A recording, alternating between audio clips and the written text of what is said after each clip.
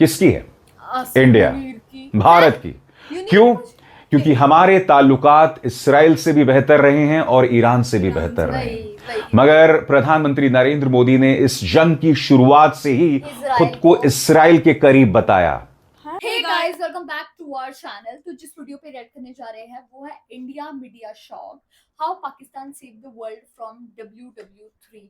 तो like seriously ये ना शॉकिंग ही है। कहीं ना कहीं एक टाइम ऐसा बोला जाता था कि जो पाकिस्तान है, ठीक है, वही टेररिज्म फैला रहा है, और अब ऐसा बोला जा रहा है कि जो पाकिस्तान है वो सेव कर रहा है वर्ल्ड को WW3। एग्जैक्टली अभी भी रिसेंटली हुआ वो ईरान वाला।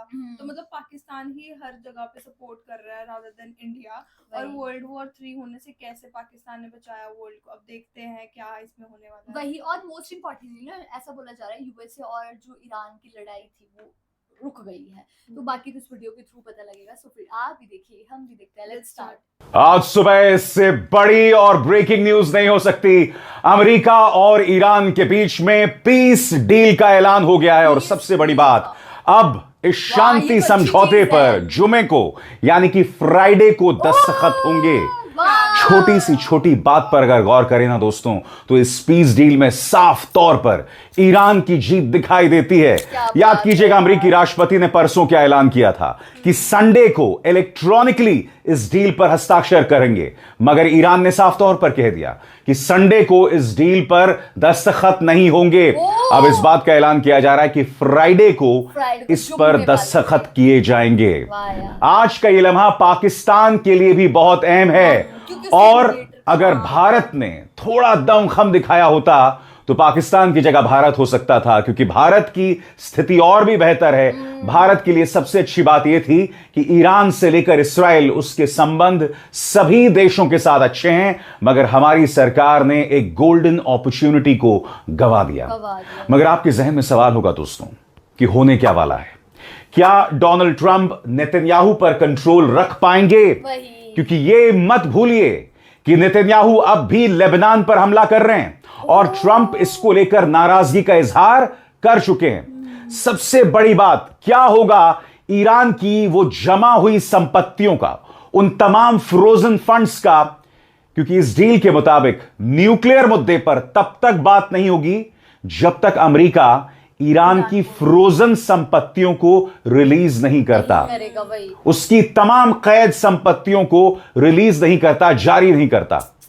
सबसे पहले मैं आपको बतलाना चाहता हूं तमाम बड़े न्यूज नेटवर्क्स इस बारे में क्या कह रहे हैं। आपकी स्क्रीन पर CNN, Trump and Iran reach agreement that includes opening of strait of Hormuz. Al Jazeera, US Iran says peace deal reached, signing to take place on Friday. सबसे बड़ी बात, डोनाल्ड ट्रंप ने इस बात का गाजे बाजे के साथ ऐलान किया कि अब स्ट्रेट ऑफ हॉर्मुज खुल गया है। मगर अभी तक यह तय नहीं है कि स्ट्रेट ऑफ हॉर्मुज खुलने के बाद क्या ईरान टोल लेगा, पैसे लेगा या नहीं लेगा। सबसे पहले इस डील के मायने क्या हैं, आइए अब हम उसे समझने की कोशिश करते हैं। बहुत ही आसान लफ्जों में गौर फरमाएं। डिप्लोमैटिक सफलता। अमेरिका और ईरान का कहना है कि दोनों के बीच एक समझौता हो गया है जो शुक्रवार से लागू होगा। राष्ट्रपति डोनाल्ड ट्रंप ने कहा कि अमेरिका ईरानी बंदरगाहों पर लगी अपनी नौसैनिक नाकेबंदी हटा सकता है और समझौते पर दस्तखत के बाद हॉर्मुज स्ट्रेट फिर से खोल दिया जाएगा। हालांकि समझौते का पूरा दस्तावेज अभी पब्लिक नहीं किया गया है। अब आपके जहन में सवाल होगा दोस्तों, आगे क्या होगा? तो गौर फरमाएं। ईरान के उप विदेश मंत्री ने कहा कि शुक्रवार को औपचारिक हस्ताक्षर समारोह के बाद स्विट्जरलैंड में आगे की बातचीत होगी। उन्होंने यह भी कहा कि 60 दिनों की परमाणु वार्ता तभी शुरू होगी जब अमेरिका ईरान के अरबों डॉलर के जमा हुए फंड जारी करेगा। और जाहिर सी बात है इसका, और यह कहना गलत नहीं होगा दोस्तों कि इस पूरी बातचीत में पाकिस्तान का किरदार बहुत अहम उभर कर आया है, खासतौर से दो शख्सियत, पाकिस्तान के प्रधानमंत्री शहबाज शरीफ और उनके फील्ड मार्शल आसिम मुनीर।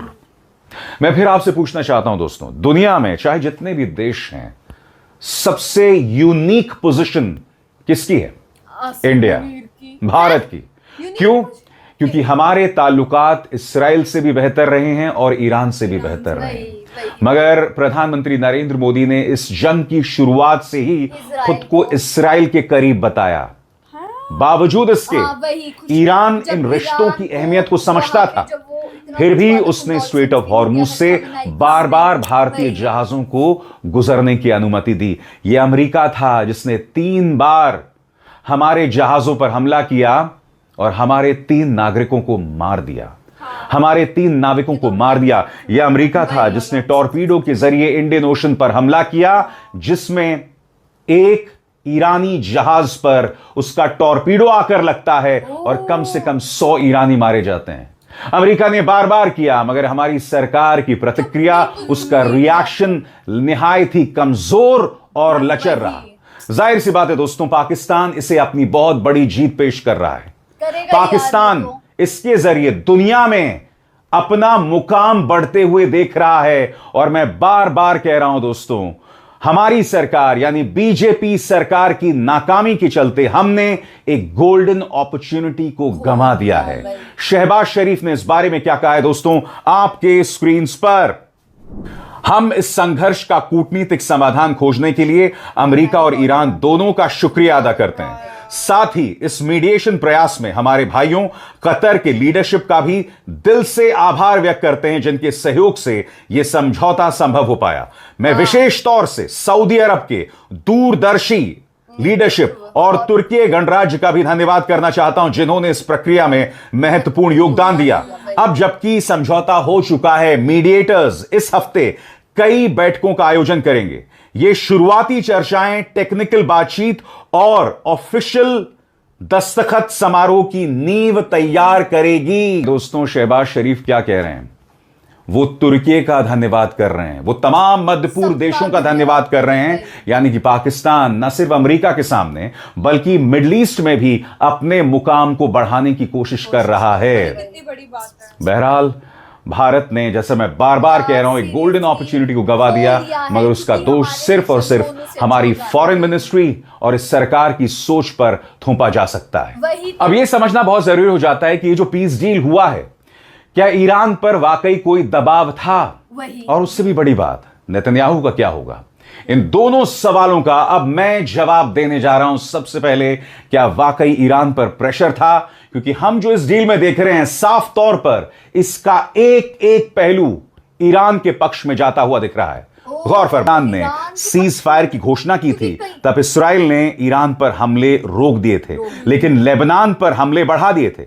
जब पाकिस्तान ने जोर देकर कहा कि लेबनान भी सीज फायर का हिस्सा है, तो ट्रंप ने समझौते की शर्तें बदलकर लेबनान को उससे बाहर कर दिया था। चिंता यह है कि कहीं इस बार भी ट्रंप ऐसा ना करें। हमदी ने कहा कि इस्राइल में तेहरान के साथ ऐसे समझौते का काफी विरोध है। उनके मुताबिक नेतन्याहू ने आज लेबनान पर हमला करके इस समझौते को पटरी से उतारने की कोशिश भी की। उन्होंने कहा कि उनकी सबसे बड़ी चिंता यह है कि पश्चिम एशिया के महासंग्राम में सुपर पावर अमेरिका और अजय माने जाने वाले इजरायल के इतिहास की सबसे करारी शिकस्त हो चुकी है। जिस ईरान को दुनिया सालों से प्रतिबंधों में जकड़ा हुआ देश मानती थी, प्रतिबंध लगे हुए भी थे, क्या वही आज अमेरिका और इजरायल के सामने सिर ऊंचा करके खड़ा है? क्या जिस युद्ध को ईरान को झुकाने के लिए शुरू किया गया, तबाह करने के लिए शुरू किया गया, उसी युद्ध ने उसे पहले से ज्यादा ताकतवर बना दिया? और सबसे बड़ा सवाल, क्या इस पूरे घटनाक्रम में दुनिया की कूटनीति बदल गई है? क्या पाकिस्तान अचानक पीस मेकर की भूमिका में आ गया? और क्या भारत, जो खुद को ग्लोबल लीडर बताता है, इस पूरी कहानी में कहीं पीछे छूट गया है? दरअसल पश्चिम एशिया से इस वक्त का एक ऐसी खबर आई है जिसने दुनिया की राजनीति को हिला दिया। अमेरिका और ईरान के बीच शांति समझौते की घोषणा हुई। दावा है कि लेबनान समेत कई मोर्चों पर युद्ध थमेगा, ईरान की अरबों डॉलर की बंद संपत्तियां खुलेंगी और तेल व्यापार के रास्ते फिर से सामान्य होंगे। लेकिन कहानी यहीं खत्म नहीं होती। ट्रंप इसे अपनी सबसे बड़ी कूटनीतिक जीत बता रहे हैं। दूसरी तरफ ईरान की सेना खुद को विजेता घोषित कर रही है। इजरायल के भीतर भी इस समझौते को लेकर बगावत के सुर सुनाई दे रहे हैं। तो क्या ये ट्रंप की जीत है या मजबूरी? क्या इजरायल की हार है या रणनीतिक पीछे हटना? क्या ईरान ने युद्ध के मैदान से ज्यादा बड़ी जीत कूटनीति के मैदान में हासिल कर ली? और सबसे बड़ा महत्वपूर्ण सवाल, क्या ये सिर्फ युद्ध का अंत है या दुनिया में एक नए शक्ति संतुलन की शुरुआत है? इन्हीं सवालों पर करेंगे आज विस्तार से चर्चा। नमस्कार, मैं हूं अंकुर, आप देख रहे हैं सत्य निका खास शो आशुतोष की पैनी नशर, जहां आशुतोष जी खबर की खबर लेकर असली खबर बताते हैं। आशुतोष जी, ट्रम्प पीस डील की तो बात हो गई, समझौते की बात हो गई, अब दोनों तरफ कह रहे हैं कि हम जीते। किसकी बढ़त रही? जिस ईरान को समझा था कि खत्म कर देंगे, वो तो बताया जा रहा है कि नया सुपर पावर बन के निकला है। देखिए अंकुर, दरअसल ये अमेरिका या ट्रंप की सीधे सीधे एक बड़ी हार है। इससे अलग कोई शब्द कहे नहीं जा सकता। आपको याद होगा कि आपके प्रोग्राम में लगातार मैं कहता रहा, जब युद्ध समाप्ति का ऐलान नहीं हुआ था बल्कि ये कहा गया था पॉज किया गया, तब भी मैंने कहा था कि देखिए अब युद्ध दोबारा शुरू नहीं होगा, क्योंकि ट्रंप बुरी तरीके से फंस चुके हैं, उनकी राजनीतिक हार एक तरीके से हो रही है। और अगर इस युद्ध को वो अगर दोबारा शुरू करते हैं या शुरू करने की कोशिश भी करते हैं तो इससे ट्रंप का राजनीतिक करियर पूरी तरीके से बर्बाद और खत्म हो सकता है। रिपब्लिकन पार्टी अमेरिका की बादशाहत अब नीचे जाती हुई दिखाई पड़ रही है और चीन एक बहुत तेजी के साथ बढ़ता हुआ भविष्य का नंबर 1 देश बनने की दिशा में है। तो एक चीज हुआ है, अमेरिका की बादशाहत को बहुत गहरे चोट लगे। दूसरा, इजराइल की जो तूती बोला करती थी, इजराइल से लोग डरा करते थे, अब इजराइल की जो क्षेत्रीय एक सुपर पावर की हैसियत थी उसको बहुत गहरे चोट लग गए हैं और अब वो पूरी तरीके से एक्सपोज हो गया है। दरअसल पूरी तरीके से एक्सपोज हो गया है, तो हो ही गया है। पूरी राजनीति, उसका पूरी विश्व की पॉलिटिक्स वो अमेरिका के भरोसे चलती है। जब अमेरिका उसको डांटता है तो चुपचाप बैठ जाता है, कमजोर या एक कायर कबूतर की तरीके से, और फिर कुछ नहीं करता। फिर थोड़ी बहुत खराब भी किया जाएगा। बहुत चीजें हैं जिसमें साफ साफ नजर आता है कि ईरान की। आशुतोष जी, अब भारत को क्या करना चाहिए? भारत तो इसमें एक दर्शक बन के दूर से देखता रहा। पाकिस्तान पीस मेकर बना है, उसकी इतिहास में पहली बार पाकिस्तान की चर्चा हो रही है इस मामले में, और भारत तो पीछे छूट गया। क्या इसको पश्चिम एशिया की नीति बदलेगा, नहीं बदलेगा? देखिए, हमारी जो विदेश नीति पूरी तरीके से मिडिल ईस्ट को लेकर पूरी तरीके से एक्सपोज हुई है और मोदी सरकार को अपनी जो विदेश नीति है उसको नए सिरे से कैलिब्रेट करना चाहिए, नए सिरे से एक तरीके से नई दिशा देने की जरूरत है। जिस तरीके से हम दुनिया में परसेप्शन चला गया कि हम तो पूरी तरीके से अमेरिका के साथ हैं और अमेरिका लगातार हमारा अपमान कर रहा। देखिए महत्वपूर्ण बात क्या है कि अमेरिका के साथ दुनिया में परसेप्शन अमेरिका के साथ और अमेरिका हमें हाल का जो फैसला अगर आप देखिए, हमारे जो 3 सीफेयरर्स थे जिनकी मौत हो गई अमेरिका के हमले में, और अमेरिका उस पर बजाय अफसोस जताने के वो सीना चौड़ा करके हमको हेकड़ी अपनी दिखा रहा है। हाँ, तो ये और हम जिस तरीके से इजराइल के साथ जाके खड़े हो गए और हमने ईरान जैसा अपना दोस्त इस युद्ध में खो दिया है, तो उसकी वजह से हमारी जो अंतर्राष्ट्रीय छवि थी उसको नुकसान हुआ है। अंतर्राष्ट्रीय स्तर पर जो हम एक बड़े सुपर पावर, एक बड़ी आर्थिक पावर के तौर पर जो हमारा एक परसेप्शन बना था और हमारी जो इंडिपेंडेंस थी फॉरेन पॉलिसी को लेके, उसको नुकसान पहुंचा है। पाकिस्तान को जरूर फायदा हुआ है, क्योंकि पाकिस्तान अगर आप ध्यान से देखें तो वो कितना कामयाब हुआ ये इंपॉर्टेंट नहीं। इंपॉर्टेंट बात यह है कि दुनिया पर सबसे बड़ा संकट था जब सारे देश आर्थिक स्तर पर परेशान हो गए थे, तेल, ऑयल, गैस का क्राइसिस हो रहा था, सारे देश बिलबिला रहे थे, परेशान थे, और जो मदद करी वो पाकिस्तान ने करी। वाह यार, मतलब ये कितनी बड़ी चीज है कि मतलब पाकिस्तान को पहले हर आदमी मतलब ये बोलता था कि वो टेररिज्म फैलाता है पूरे देश में, और इवन तो अगर फॉरेन कंट्रीज में भी जाना है तो पाकिस्तान की बहुत चेकिंग होती है जो लोग पाकिस्तान से जाते थे। बट अब ऐसा है कि पाकिस्तान ने अपने रिलेशनशिप्स इतने बढ़िया कर लिए, और इंडिया ऐसा रहा है कि